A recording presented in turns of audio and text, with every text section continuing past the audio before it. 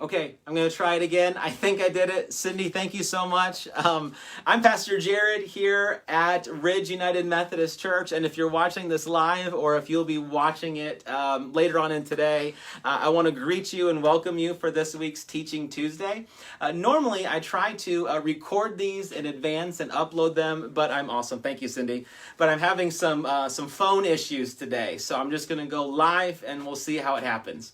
But each week during the lunch hour, I try to upload these 10 to 15 minute videos that will either teach you something about the Christian faith, or I also hope will give you a tool that you can use to think about how God has been at work in your spiritual life, but also maybe how God is at work today. Hopefully these teachings and these tools give you ways to think about how God is at work in your life.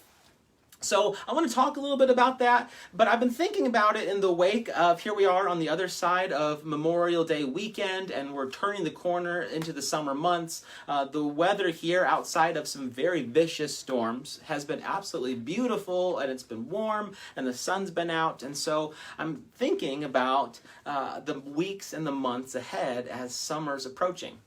School's getting ready to be over, at least in many of the districts here in our neck of the woods, and maybe for some of you, the school year's already concluded. So I hope that as you are maybe mentally making the shift towards summer, these little practices or these 3 simple rules might give you some ways that you can live out your faith going forward this summer. So, a little bit of background. John Wesley, is credited as the founder of United Methodism. He was a priest in the Church of England, in the Anglican Church, a couple hundred years ago.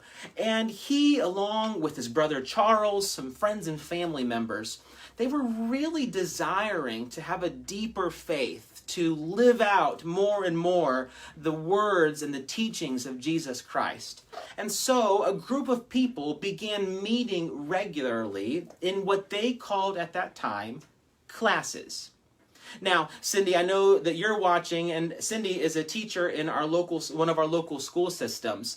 These were classes not like how you and I might think of them today. Not classes that either we teach or that our kids are a part of, or they're not even the classes that many of us are signing up for online today with local colleges because we can't meet in person. These classes instead were just like groups of people. You and I might call them today small groups. And they would meet every single week asking each other questions, and the language is they wanted to help work out their salvation. They wanted to help themselves and each other work out their salvation. And so each week they gathered, and John Wesley just imposed these kind of 3 simple rules that would help guide their conversations with each other and would help them check in to see how each other's doing.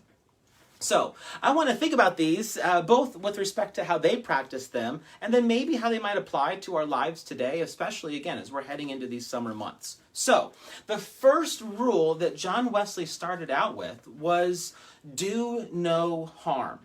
Rule number 1, don't do any harm. And I love the ways that he thought about this, how this was his starting point. You know, for me, I'm always eager to do something. Example, I'm going to go home and eat some lunch, and I'm going to try to mow our lawn before the next bout of maybe rain comes in this afternoon. I love doing things and accomplishing stuff and getting projects done. This past weekend, we had a couple days with beautiful weather. We got projects done inside and outside of our house. I would have thought to do something or get it accomplished, but John Wesley says, number 1, don't do any harm. Now, the ways this applied, especially to those earliest Christians who were gathering together, had a profound impact on their personal life, but also the economy around them. Maybe you've seen the movie Amazing Grace. William Wilberforce is kind of the star of that movie, and he leverages his professional career as a politician to help end slavery practices in his country, in England. He was a contemporary of the Wesleys, and that was a driving question, or a way that early Methodists lived out this rule of doing no harm. They were forbidden to own slaves. They did not practice, or they abstained rather from that practice. Doing no harm meant they couldn't own slaves, they couldn't buy or sell slaves. It also meant for them that they were to not profane the Lord's day. That meant that they couldn't personally do work on Sundays, but they also were encouraged to not buy or sell from others on Sundays as well. You know, I was thinking about this because their buying or selling caused other people to do work. And for the longest time, some of our weekly rhythms were to go out to restaurants after worship on Sundays. Or in our case, in our life stage lately, it's been to maybe get some takeout while the kids are napping. Kate and I could eat a meal following worship. But in our buying and selling, it's causing other people to do work. Wesley saw that as being harmful for other people's souls. I am so challenged by rule number 1. There's a neat quote that they have listed in there. It says, "Do unto others as we," or doing to others, this is how he defines it, "doing to others as we would not they should do unto us." So the opposite of loving our neighbor as ourselves is to do harm, to cause them harm. I don't know, I've been thinking about this a lot, especially with respect to our ongoing conversations, not just about masks, but how we can faithfully and safely reopen up our facility and gather again for in-person worship. It's tough because one of our driving concerns is to not cause harm. We don't want to put you in danger. We don't want to cause harm to the people that you interact with throughout the week. And we don't want to cause harm to our medical community. So one of the guiding principles that is shaping how we have the conversation about when we can gather again and how that will look like is rule number 1, do no harm. So something to think about as you continue this week and as you enter into the summer months. I'm going to press ahead because I don't see the timer on my phone like I do normally when I'm recording this. So I'm feeling I might be a little longer than that 10 to 15 minutes today. But rule number 2 then is that maybe proactive, as you and I might traditionally think of it, of doing good. So whereas the first rule for Wesley was do no harm, the second rule is to actively, intentionally, purposefully do good. Like to take literally the words of Jesus in doing good for your community and those around you. In fact, those early Methodists would clothe the naked. They would feed the hungry. They would care for the sick and the dying. They would visit people regularly who were imprisoned.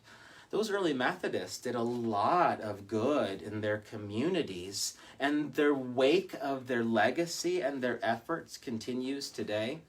You know how many of our universities in this country began with Methodist roots?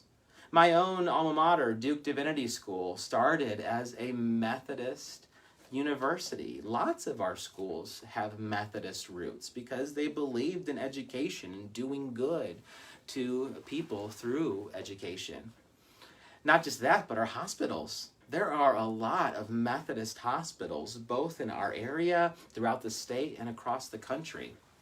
Methodist hospitals started, surprisingly enough, with Methodist roots. Did you know that IU Health, which is has bought and runs Methodist Hospital down in Indianapolis, actually started by a group of young youth in our state who at one of our annual conferences began raising money so that medical care could be given to people in Indianapolis.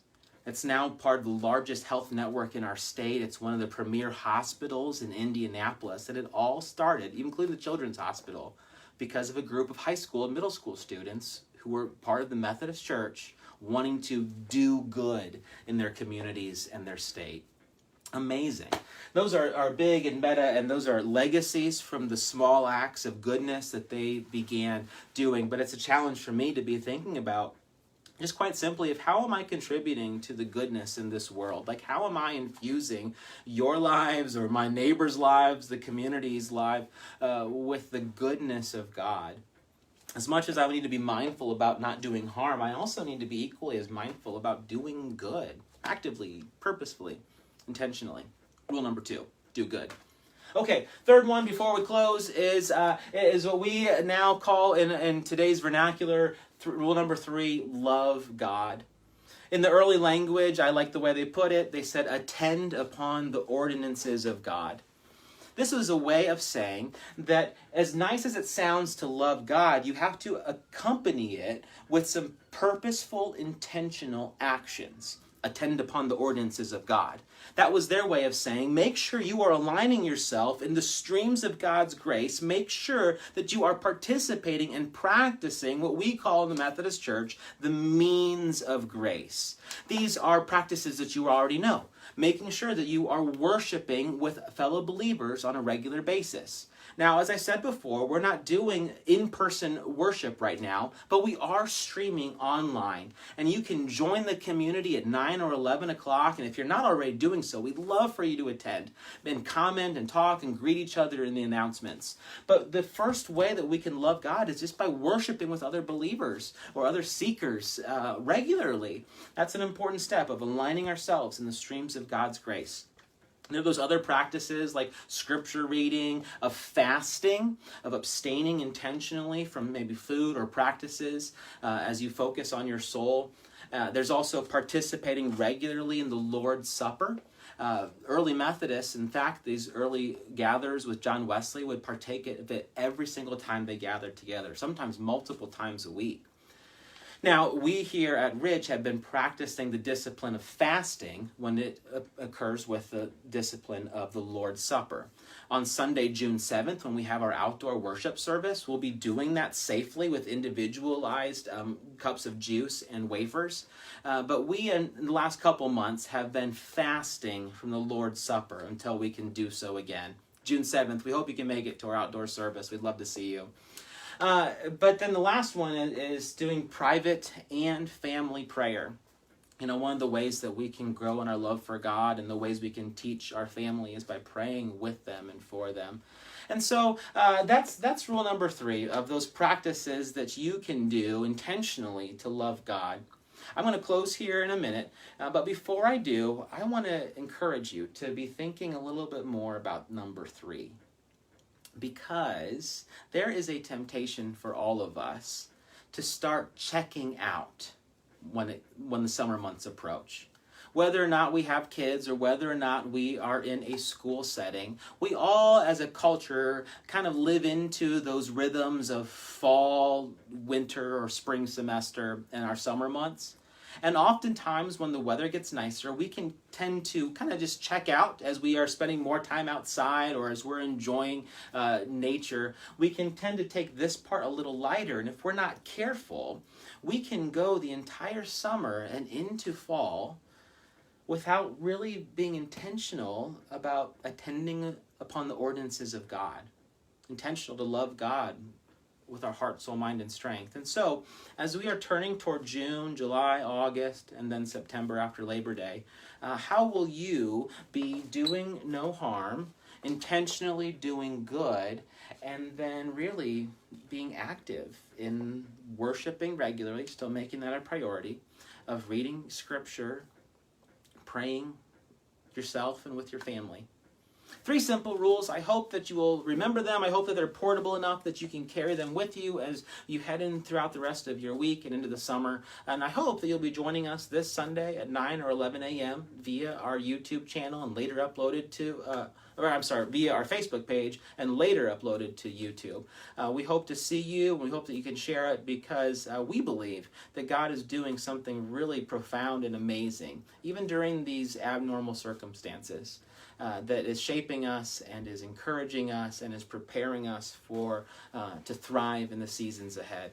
So thanks again for joining me. Have a blessed day, and I'm going to go eat some food, try to mow that lawn, and continue about my work. But good to see you. Thanks for joining me, you who are able to be here live, and you who are watching later. I'll see you next week for Teaching Tuesday, and until then, God bless you as you seek to be God's blessing in this world.